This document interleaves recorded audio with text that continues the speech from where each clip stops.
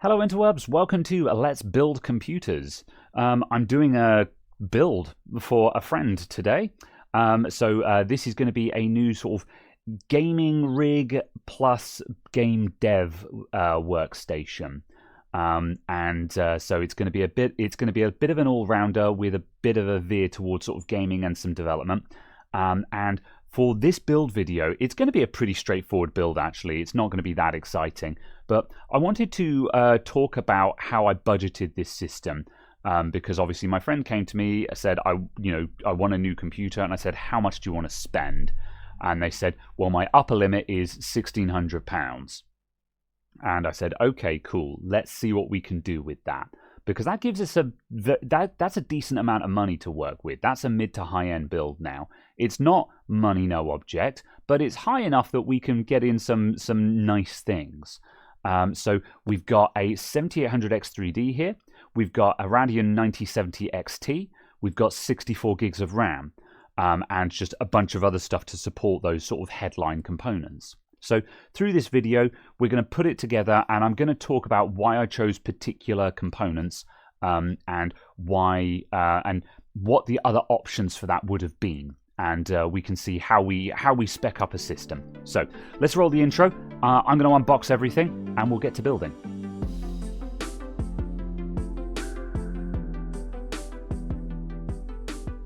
So here's my full spec list on PC Part Picker. I've edited a couple of the prices for deals that I found, most of which are fairly unremarkable, with the exception of the CPU, which I'll talk about in a moment. The cost of the parts clocked in at just over £1,500, and I aim to apply a £100 build fee, which brings us up to our £1,600 total. I do sometimes save a little bit more on parts here or there, so in reality my margins can sometimes push a little bit higher. If I was able to opportunistically pick up mega deals. Like in reality, I actually paid £232 for the CPU and £24 for the cooler. And those two deals alone pushed me well into the plus £100 profit, which in my opinion is a fair markup for a custom build. If you're building for yourself or for a friend and you're not aiming for profit, you'll be able to go cheaper than this. And that saving might be the difference in upgrading one of the components, in which case, cool, go for it. However, I am in business to make money, so I've got to factor this into my numbers. Every build has compromises, otherwise it's a money no object build, and you just buy the most expensive everything and spend 10 grand. In order to decide where you're going to compromise, we need to choose what components have importance. The GPU is kind of the centerpiece of a gaming PC and the single most expensive component. When speccing a gaming PC, I'm usually assuming that a basic PC, motherboard, CPU, RAM, power supply, case, etc., your starting point is going to be about £600 at current pricing. So you subtract that number from the customer's budget, and that's how much you can spend on the GPU. For this build, that gives us £900. And that puts me in a precarious position of, do I try and squeeze a 5080 in there and build a glass cannon, or do we balance the other components? We'll discuss the GPU in more detail later, but I decided to balance things for a better game dev platform. So in that case, I decided to put in a 9070 XT that was going to cost about £600. And that tells me that now I have about £300 of wiggle room to upgrade the other components of the platform. The CPU is the first thing we'd want to try and buff.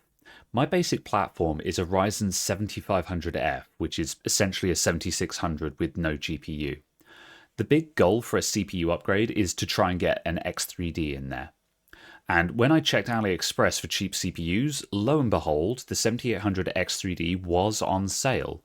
So I spent about £180 additional to upgrade the CPU. At this point, I now ask myself, well, can we reach a 9800 X3D? Well, that's going to cost another £100 over the 7800 X3D. We've got that money available, but the performance difference isn't that big, and if we save that money, we can upgrade the RAM, which is going to help a lot more for a game dev rig. So no, we take the 7800 X3D. and I scored a great deal on AliExpress from a seller who clearly slid one through customs with no tax on it, which is bonus profit for me if I'm willing to risk the lack of warranty, which I am. My customer already has 64 gigs of RAM in their old system, and because they're doing some game dev, it's warranted. My base spec is 32 gigabytes of RAM, so this takes up the majority of our remaining budget to upgrade to 64. We could consider dropping this, as RAM is easy to upgrade later on, and 32 is still respectable. So we'll keep an open mind about this, but we'll take the 64 gig option for the time being. After everything shook out, I had enough to drop a basic 2TB NVMe drive in there. It's weak on big sustained transfers, but it is good enough, and it's easy to add in a high performance drive later on if desired. I'm mounting these fans in a dual pull configuration, so they're pulling air through the heat sinks and blowing it out the back of the case. By all technicalities, I believe that dual push is slightly more effective on a heatsink. However, in my experience, I defy anyone to see the difference in a real-life scenario, and I think it looks a lot nicer to have them in the pull configuration so they're not covering up the RAM slots. It also just means that you've got access to the RAM slots without having to take all the fans off. The case I'm building in is a Fantex Eclipse G370A. I picked up a couple of these on a sale, which ended up being great bang for buck. I think I paid, I can't remember exactly how much. It was less than £50 each. And I think the case runs normally about sort of £50, £55, something like that. Overall, it's a great budget case. You get the trappings of a decent brand name like Fantex, where we've got 3 4-pin ARGB fans up the front, but at the same time, the build quality is just good enough to make it feel right.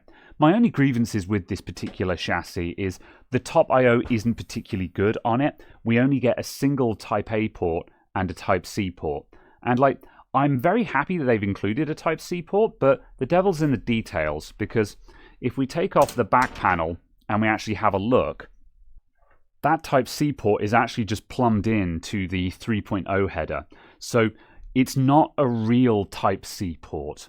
It is Type C shaped, but it is only the speed of a 3.0 header. So you're not getting actual USB, so you're not actually getting real modern Type C speeds out of this. And if you're wondering if that really is going to matter in real life, well, if you want to plug in an external SSD that you've got in an enclosure like this Ugreen enclosure I've got, this has got an NVMe drive in it. This enclosure should be more than capable of doing 10 gigabit per second, but that USB port is probably only 5 gigabits per second. So we're only going to get half the theoretical performance of this drive when it's plugged into that one, as to if we were to plug it into the rear Type C port. So that's a bit of a bummer. It's not a deal breaker, and for most people it's not going to matter because they're probably plugging in flash drives and things like that. But it's something to keep in mind if you actually need high speed. That's one of the really classic use cases of wanting a high speed Type C port at the front of your case, is plugging in an external SSD. The other thing that bothers me about this case versus just other Fantex cases as well is the front bezel. The plastic on this just doesn't feel particularly inspiring. It's kind of just sort of black scratchy plastic, such as you would find on a cheap case from like a Chinese brand. So yeah, not super inspiring. But other than those small things, I don't think there's any major deal breakers with this case. And for the price point, it does mean that you can just grind down the cost of all of the supporting components of your build and fit that bigger graphics card or that bigger CPU into the budget. The power supply I've got here is a Corsair RM750E. The Corsair RM series, again, all reliable. Never had an issue with these things before. They're great value for money. They look good and they have a decent set of cabling on them. This modern version, they have some interesting choices here where they've got the 12-volt high power connector on them now. And thankfully, this one's got 3 PCI Express connectors on, but I fitted the 650 watt one of these recently and it only had 2. And initially I was very taken aback by just how little modular connectivity it had on the back. However, it starts making sense when you look at what cables you actually get with them. They now have these individual, quote-unquote, sleeved cables, but they've got a bit of a plasticky feel to them, which I don't really care for, but they still look a bit nicer than the bundled cables. So, at any rate, though, the bit that is interesting is they come with one of these, which is a 12-volt high power to dual PCIe 8-pin connector. So that gives you a single cable going to your dual 8-pin graphics card, which I think is great. So if you're running a AMD graphics card with dual 8 pins on, like I am here, you can still get a really nice tidy cable setup off of the 12-volt high power. So let's quickly sort out which cables we need. So we've got 24-pin, we've got our graphics, we've got a CPU, we want one of those. We don't need Molex, we don't need PCI Express, we don't need 12-volt high power, we don't need the SATA, and we don't need a second CPU.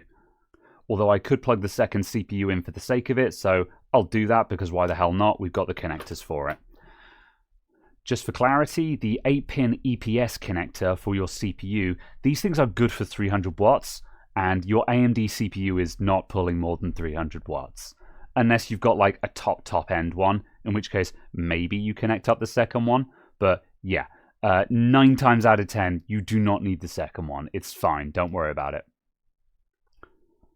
I like to mount my power supplies fan pointing up. However, this particular case only has the screw mounts for fan pointing down. So that's what we're doing.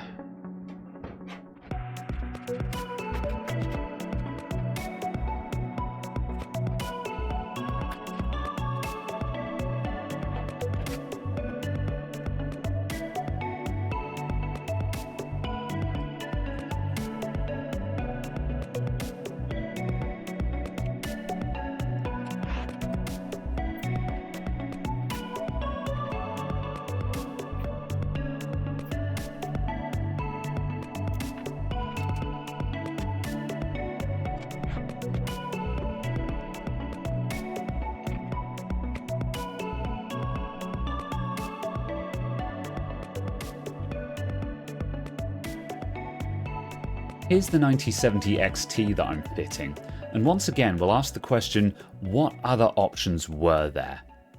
Well, the Nvidia equivalent is the 5070 Ti, which mostly trades blows with the Radeon, and in my opinion Nvidia doesn't deserve your money right now, so I'd absolutely take the AMD card in preference. The only other real upgrade from here would have been a 5080, which is a troubled card. It's about 20% faster, which is a decent uplift, but Nvidia drivers are in a weird space where the 5080 sometimes seems to just struggle to stretch its legs, and it misses the performance that it should be capable of. And now keep that in mind as I say that the 5080 starts at £1,000. That's £400 more than the 9070 XT, or more pertinently, over 60% more expensive, making it absolutely atrocious value for money. The 80 and 90 class Nvidia cards basically don't make sense unless money is no object or you found one at an outrageous discount. This power color version is basically one of the cheapest ones you can get, but I really like it because you've got a triple fan design here, which means it is decently cooled and doesn't get too noisy, but also it's only a dual slot card, which is really rare in this day and age. And, you know, as an owner of a certified house brick of a graphics card, I kind of felt relieved when I opened this up and was like, wow, this is a high-end graphics card that is sensibly sized. It's just shy of 300mm long, which is on the longer side, but not so obnoxious that you're going to have difficulty putting it into reasonable sized cases. Like, for example, with this case, we've still got all this room out here. You could fit a front mount radiator on here and still have space for this graphics card. And you could go into an even smaller case and again, still have room for it. So that's something that I greatly appreciate. These big, obnoxious graphics cards, they're great for how silently they run at full load, which is saying something considering how much power they can pull. However, yeah, kind of bored of just house bricks for graphics cards, and it's nice to see a return to sensible sizes.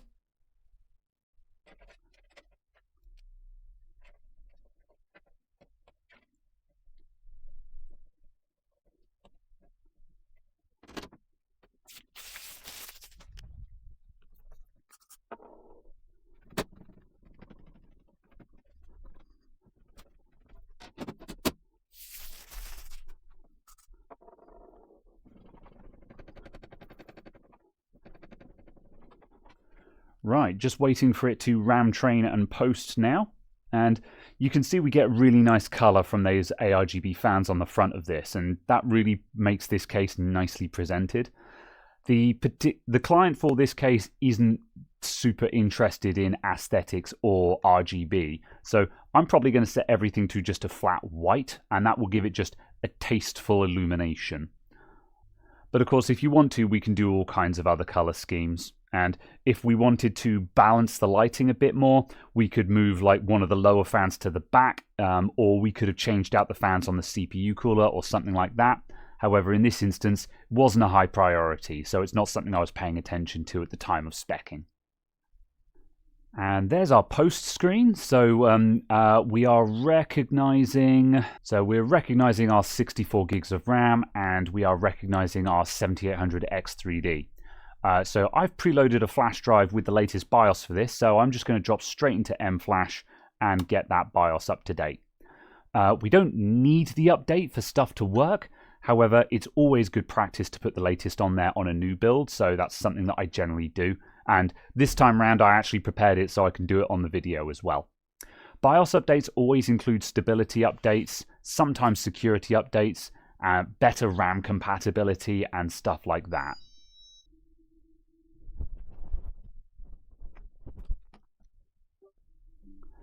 Right, now our BIOS version is up to date. I'm going to make a couple of changes in BIOS, and then we're ready to install Windows.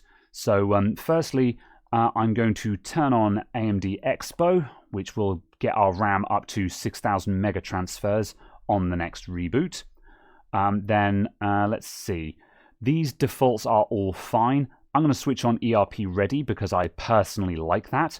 What ERP does is it switches off the USB ports when the computer turns off, which means if you have, for example, a mouse or keyboard with RGB on it, it makes sure that that will all switch off when the computer does.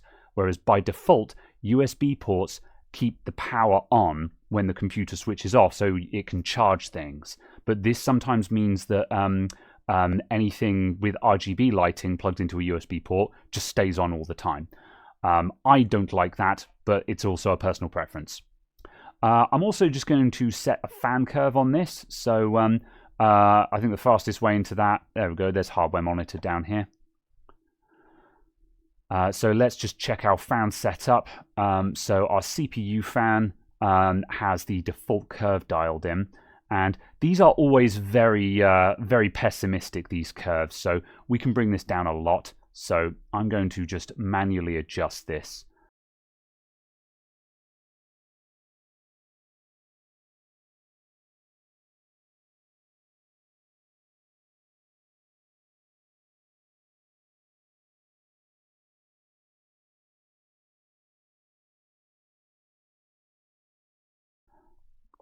And you'll notice that at no point do I let the front fans actually cycle up to full speed. That's because they don't need to. They just don't need to, basically.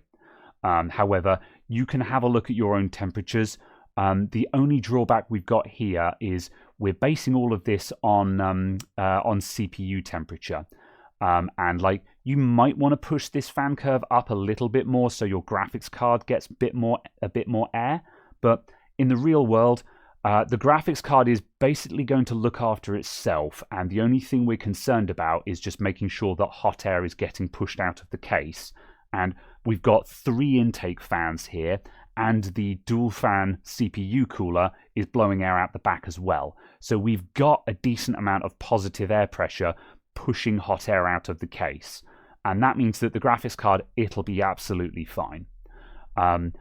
Logic would dictate that ramping up your intake fans will lower your graphics card temperature, but in the real world, based on testing on my own system, and I've got a Fractal Torrent at home with two big 180mm fans under the graphics card, ramping those up surprisingly doesn't make much difference. As long as there is some airflow going through the case, it doesn't make that much difference. It's going to make a slight difference, but it doesn't change your world. So that's why I can get away with some pretty aggressive fan curves here. And the end result is, as you can see, our case fans are sitting at 400 RPM idle, and our CPU fans are sitting at 380 idle. So this thing is now silent, which is very nice. Right, save and exit. And you know, looking at the camera preview, I'm kind of tempted to say that maybe it would look better if I moved the fans to the front of the CPU cooler after all, because just having the bare heatsink there, I think water cooling radiators look cool when you can just see the wall of radiator, but bare heatsinks are not super attractive, so maybe I will move the fans after all. Yeah. Also, especially since I just said that the customer doesn't care about RGB, we don't really care if the RAM gets covered up by one of the fans anyway. Right, there's our 6000 mega transfer memory. Right, so we're all done with this build now. It just needs Windows installing on it, which I'm not going to do on video because that's kind of boring. Coming up soon, I'm looking to get back into doing reviews again, specifically just doing overviews, especially with things like motherboards, where I just take some motherboards, unbox them, talk about the feature set and the price point, and what I think about them. I used to do this in the old days, and I just kind of stopped doing it because I felt like if I wasn't doing big laboratory in-depth reviews, then what was the point? However, I think there's a lot of mileage in just having someone's personal opinion overview of a product without necessarily having to have all of the in-depth numbers, especially for things like motherboards, where a lot of people aren't quite sure what they're looking for. So let me know if you'd find that more interesting, and I'll see you all in the next video. Bye for now.